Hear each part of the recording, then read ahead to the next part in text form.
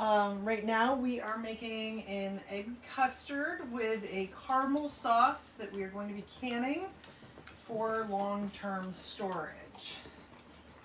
I am just finishing up my custard, which is looking amazing over here.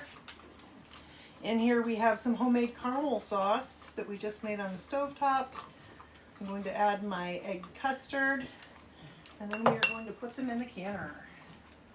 All right, so our custard is definitely done now. That was perfect. That was exactly what we needed to do. Go me. Look at me being awesome all the way around. All right, here is our gorgeous custard. Look at that. Oh, so beautiful. Egg custard. Hi, Toby. How are you? Hi, Heather. So here's our egg custard. Here it is, right? Like I said, I've got some caramel in some of these jars here. So we're going to go ahead and fill these jars I have caramel in and see if I need to put caramel in the other jars. I'm going to move my... All right, let's see how it goes here. All right, so here we go. Caramel is already in here. We're going to add our egg custard. I'm going to try not to make a huge mess. Right on top of the caramel. Now this egg custard can be flavored. I made this one vanilla. I have done it before where I'll add pumpkin to it, chocolate, all kinds of things. A little vinegar on the jar. Okay. And what's going to happen is that's going to create that seal that we need. That's going to make sure there's no bacteria hiding on the rim here. It's going to make sure, actually we don't need to do that one because that one's lunch. You go over here, your lunch. Just go over there. Don't you be staring at me. All right, so there's that one. So I made this one vanilla. I have done it before where I'll add pumpkin to it, chocolate, all kinds of things. But for this particular time, and because I've never canned this before, we're just gonna try it this way and see how it goes. That's kind of where I'm at. And I think I'm gonna put a little caramel on top because I have lots of caramel left. So I think what I'm going to do is pour a little caramel right on top here too. Yeah. And of course we want to leave that 1 inch headspace, so we don't want to go any further than that. Because that's what gives you that airlock, is that 1 inch headspace. That's where the airlock comes from. So if you fill your jar too full, it won't seal properly. Lolly Bell, hey, welcome Bree, welcome Lolly. Come on in guys, we are making caramel egg custard. And then we're going to can it. We're going to pressure cook it so that it is shelf stable, so that when Jen wants a sweet treat in the middle of the apocalypse, I can have a sweet treat in the middle of an apocalypse. Now these bigger jars, probably plenty for Jim and I to share. He's not as big a pudding guy as I am, but sometimes, you know, and maybe during the apocalypse he'll decide he wants something sweet. Here, I think. It's very much pudding. This is very much pudding. It is a little thicker of a consistency because pudding is made from eggs, right?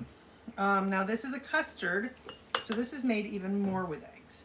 So it's a thicker, it's a much more high protein. There's over a dozen eggs in this. So this is not just a sweet treat, okay? This is a high dose protein sweet treat, okay?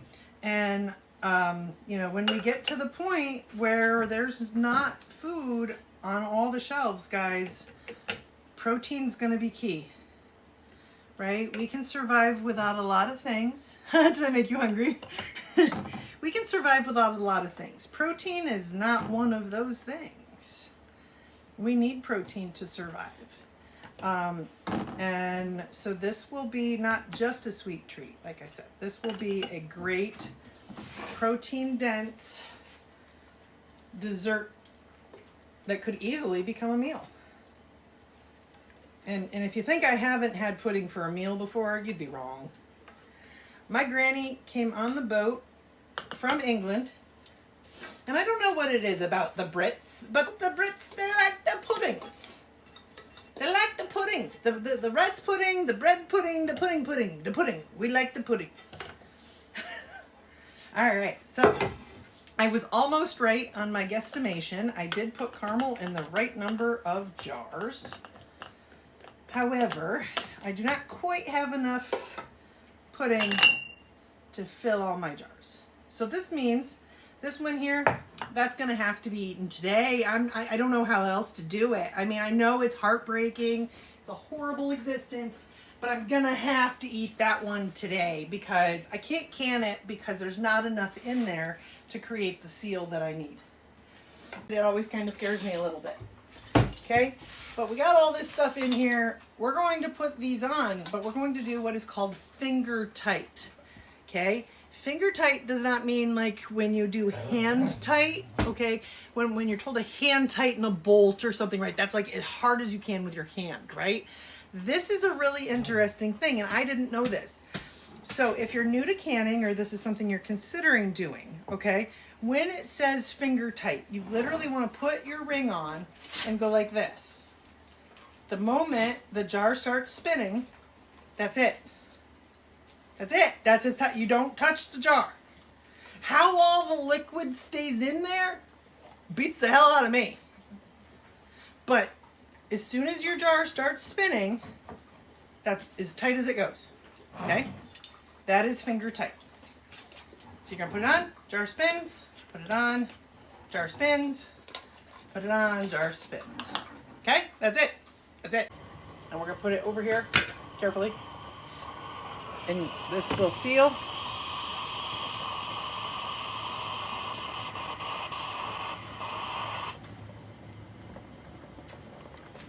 And now we will watch for our pressure to come up.